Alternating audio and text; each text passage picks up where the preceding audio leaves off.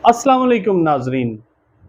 वतन अजीज की सशक्ति और दम तोड़ती मईशत चीख चीख कर कह रही है कि श्रीलंका के हाल से इबरत हासिल करो। लेकिन मजाल है जो हमारे किसी करता धरता सियासतदान या ब्यूरोक्रेट के सर पर जूं तक रिंगी हो। हमारे ऊपर IMF ने कर्जों का एक आहनी जाल फेंका हुआ है जिससे हम किसी सूरत भी निकल नहीं पा रहे हैं। हम जो रुपया कमाते हैं वो अपनी तरक्की पर इस्तेमाल करने की बजाय कर्जों की अदायगी पर खर्च कर देते हैं। हमारा GDP तरक्की पजीर ममालिक की लिस्ट में बहुत नीचे है। हमारा हर अदारा करप्ट हो चुका है। हम तीसरी दुनिया के ममालिक IMF के गुलाम हो चुके हैं। हमारी रगों से हमारे सियासतदानों ने खून तक निचोड़ लिया है। मुमलकत खुदादाद दिवालिया होने के नज़दीक है और हमारे सियासतदान इस वतन अजीज के साथ फुटबॉल का खेल खेल रहे हैं। बिल्ली चूहे के इस खेल में सियासतदानों का तो शायद कुछ नुकसान ना हुआ हो, लेकिन मुल्क की बुनियादें तक हिल कर रह गई हैं। जो भी हुक्मरान आता है वो सिरे महल, एवन फील्ड और स्विस बैंकों तक की तिजोरियां भरकर रफू चक्कर हो जाता है और हमारी स्टील मिल, PIA और सनत व तजारत तक के तमाम अदारे फेल होते जा रहे हैं और सियासतदानों के असासों में आए रोज ओशरबा इजाफा होता जा रहा है। मकाम अफसोस कि वो मुल्क जो ला इलाहा के नाम पर वजूद में आया था, आज वो चोर बाजारियों का मरकज बन चुका है।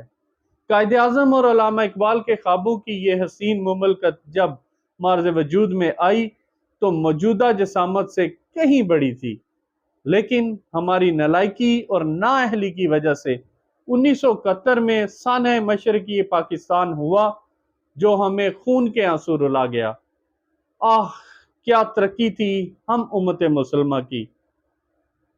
उंदलस की दरसगाहों में यूरोप से लोग पढ़ने आते थे, फिर हम शराब व कबाब और औरत के रसिया हुए तो जहां हमसे उंदलस छिना वहां हम इंडिया से भी बेअबरू होकर निकले। आज हम मुसलमान दुनिया में तख्ता मश्क बने हुए हैं।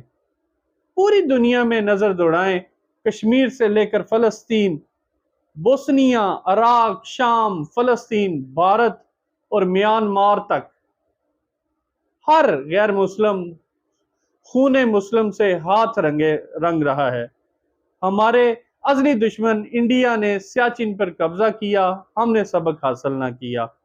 इंडिया ने हमारे दरियाओं का पानी रोका, लेकिन हम ख्वाब खरगोश के मजे लेते रहे। इंडिया आए रोज नहते कश्मीरियों पर बुज़दिलाना हमले करके इनकी जान और माल को नुकसान पहुंचाता है। हम महज लफ्जी मजम्मत के सिवा कुछ भी नहीं करते। ऐसी सूरत हाल पर अल्लामा इकबाल रहमतुल्लाह अलैह ने फरमाया था कि है जुर्म ज़ईफ़ी की सजा मर्ग मफाजात। नाज़रीन, इस नागुफ्ता बह सूरत हाल पर एक दर्द दिल रखने वाला इंसान खून के घूंट ही पी कर रह जाता है। अब भी वक्त है हमें ख्वाब गफलत से बेदार होकर अक़वाम आलम के शाना बिशाना काम करना होगा। हमें जदीद अलूम से मुस्तफ़ीद होकर दुनिया के छोटे छोटे ममालिक जैसे डेनमार्क और नॉर्वे की उनकी तरह हमें तर्ज तरक्की करनी होगी।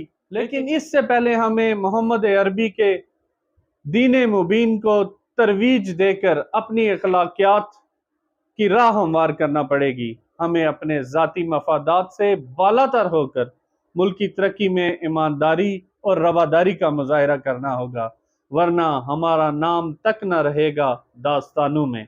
हारून रशीद को इजाज़त दीजिए। अल्लाह हाफिज़।